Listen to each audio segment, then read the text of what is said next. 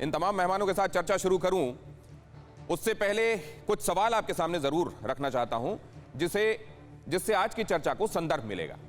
ये हैं कुछ सवाल। तमाम साक्ष्यों के बावजूद अजय मिश्रा को हटाने से हिचक क्यों रही है सरकार? अभी तक उनके हटाने के विषय में कोई फैसला क्यों नहीं लिया गया? क्या उत्तर प्रदेश चुनाव में ब्राह्मण वोटों को ध्यान में रखकर केंद्र सरकार अभी एक्शन नहीं ले रही है? नैतिकता को ध्यान में रखते हुए खुद गृह राज्य मंत्री इस्तीफा क्यों नहीं दे रहे हैं? और बेटे की मौजूदगी साबित होने पर अजय मिश्रा ने इस्तीफा देने का वादा खुद किया था। क्या राजनीतिक महत्वाकांक्षा में विपक्ष अजय मिश्रा के इस्तीफे की मांग पर अड़ा हुआ है? यह एक सवाल इसलिए भी क्योंकि किसी के किए हुए के बारे में जब किसी और को जिम्मेदार ठहराकर उससे इस्तीफा देने के बारे में कहा जाता है तो यह भी सोचना चाहिए कि इस तरह के बाकी तमाम मामलों में भी ऐसा ही किया जाता है क्या? क्या ऐसा हो सकता है कि सिर्फ ब्राह्मण वोटों के लिए केंद्र सरकार एक्शन नहीं ले रही? और यह भी कि क्या है ब्राह्मण वोटों का समीकरण, यह भी हम दर्शकों को जरूर बता देंगे ताकि उनको यह पता रहे कि ब्राह्मण वोटों के बारे में जो कयास लग रहे हैं उसको इससे आधार मिलता है कि नहीं। जाति ब्राह्मण, यूपी में ब्राह्मण वोट 9 से 11% बोले जाते हैं और ब्राह्मण के प्रभाव वाले यूपी के जिले कानपुर, चंदौली, देवरिया, बलरामपुर, बस्ती, संत कबीर नगर, गोरखपुर, जौनपुर, वाराणसी, अमेठी, महाराजगंज, प्रयागराज 2017 में 58 ब्राह्मण विधायक जीते थे। ब्राह्मणों को अपनी तरफ करना, बल्कि बीच में यह भी कहा जा रहा था कि सरकार से कथित तौर पर कुछ ब्राह्मणों का जो एक तबका है वो नाराज है। क्या ब्राह्मण को शामिल करके कैबिनेट में उसको डाउस करने की, फायर को डाउस करने की कोशिश की गई थी क्या? और क्या इसी वजह से यह कदम उठाने से अभी सरकार हिचक रही है क्या? ये तमाम सवाल हैं जो इस समय बहुत बड़े हैं जिनको हम समझने की कोशिश करेंगे। सबसे पहले तो मैं इसको लेकर अपराजिता जी के पास ही जाना चाहता हूं। अपराजिता जी, देर किस बात की?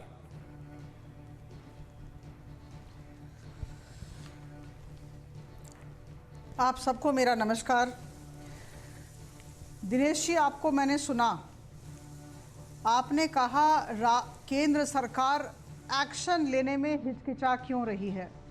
मैं आपको बताना चाहती हूं कि हिचकिचाहट का प्रश्न ही नहीं है।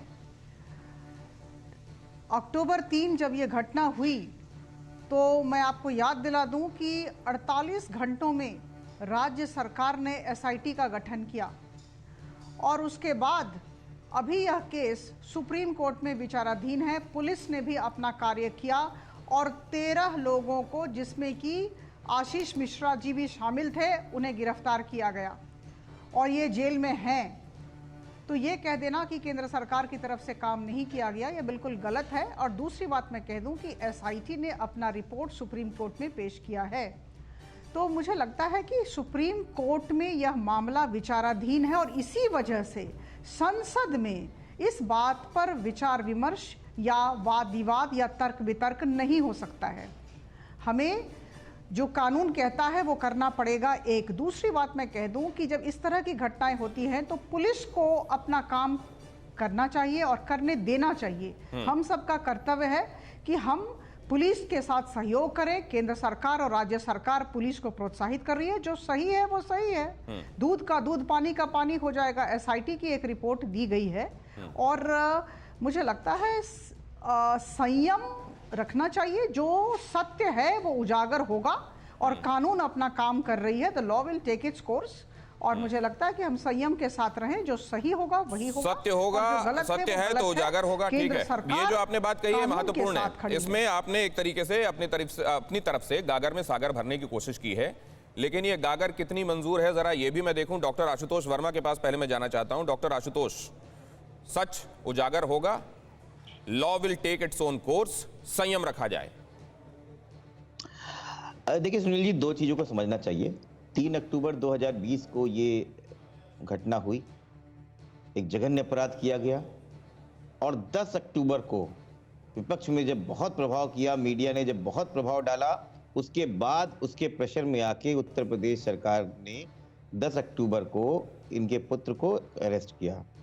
3 अक्टूबर से लेके 10 अक्टूबर तक 7 दिन तक आप सब लोग जरा पीछे जाइए, वो अजय मिश्रा के जो पुत्र साहब थे उन्होंने हर टीवी चैनल पे लाइव ये इंटरव्यू दे रहे थे और बाद में जब अरेस्ट करने के लिए जब घर जा रही थी पुलिस करने आई थी तो सुप्रीम कोर्ट में उस समय जो चीफ जस्टिस थे उन्होंने इस बात पर डांटा था कि we are not on the merits, allegation is of 302 IPC, treat him the same way as we treat the other person, not like a person कि सर प्लीज कम। और उसके बाद भी पुलिस पकड़ने नहीं गई। क्राइम ब्रांच में रात के 10:30 बजे उनकी गिरफ्तारी होती है और हवाला ये दिया गया क्योंकि वो जांच में सहयोग नहीं कर रहे थे, इसलिए हवालात में लेना जरूरी था। उसके पहले हमारे पास ऐसे 3 वीडियो वायरल थे, एक आपने दिखाया, एक वहीं के लोकल सांसद रोमी साइनी पलिया के हैं, उन्होंने कहा हम कुछ भी कर सकते हैं, हम कभी भी कर सकते हैं। और तीसरा वीडियो वायरल हुआ कि अजय मिश्रा टेनी के पुत्र जो है अपने दोस्तों के साथ पिस्तौल को लोड करके जा रहे हैं।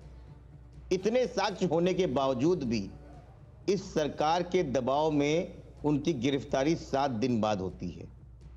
आज भी धाराएं तो बदली गई हैं, लेकिन क्या किसानों की को इस तरीके से भाषा बोलने वाला, पत्रकारों से इस तरीके से भाषा बोलने वाला, इस देश के गृह राज्य मंत्री होते हुए क्या चीजें सही तरीके से चलेंगी, इस पे शक है। क्योंकि वाकई मैं अभी अगर मुझे समय देंगे तो मैं इनकी हिस्ट्री शीटर डॉक्टर आशुतोष आप बताइएगा, वो भी बताइएगा, लेकिन मैं एक बात आपसे जानना चाहता हूं कि उसी समय अगर जांच में ही ये पाया गया कि इन्वॉल्वमेंट था, वो वहां मौजूद थे, उन्होंने फायरिंग की थी और बल्कि ये पूर्व नियोजित था, अगर ये बात जांच में ही पाई गई है तो क्या आप ये भी मानते हैं कि अगर वो मंत्री पद पर हैं भी अजय मिश्रा तो वो इंटरफेयर नहीं कर रहे हैं और जांच सही दिशा में जा रही है? नहीं, मैं बिल्कुल बता रहा हूं। देखिए, जांच में क्या हुआ, जब पंजाब के रिटायर्ड जज मिस्टर जैन को बनाया गया और कहा गया कि इसकी निगरानी, प्रतिदिन की कार्रवाई सुनिश्चित की जाएगी, सुप्रीम कोर्ट ने ये हवाला दिया।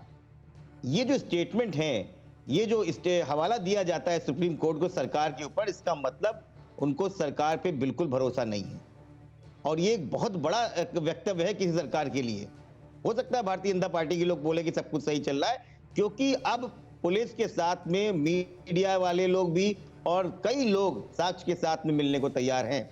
लेकिन आज भी कॉन्स्पिरेसी के नाम से अजय मिश्रा टेनी का नाम उसमें से गायब है, रिपोर्ट में अभी भी गायब है। ये अगर कॉन्स्पिरेसी नहीं थी तो उन बयानों का क्या था जो खुलेआम धमकी देते हुए देते हैं, और वो देश का गृह राज्य मंत्री है, वो आम आदमी नहीं है। ठीक है, तो आप ये कह रहे हैं कि ये उससे, अगर उसके बाद ये घटनाएं हुई हैं, उसके पहले बयान आए हैं, तो जोड़कर क्यों ना देखा जाए और ये क्यों ना माना जाए कि उनकी भूमिका थी? इसका जवाब मैं लूंगा। लेकिन परवाह देश की, सोमवार से शुक्रवार रात 10 बजे TV9 भारतवर्ष पर।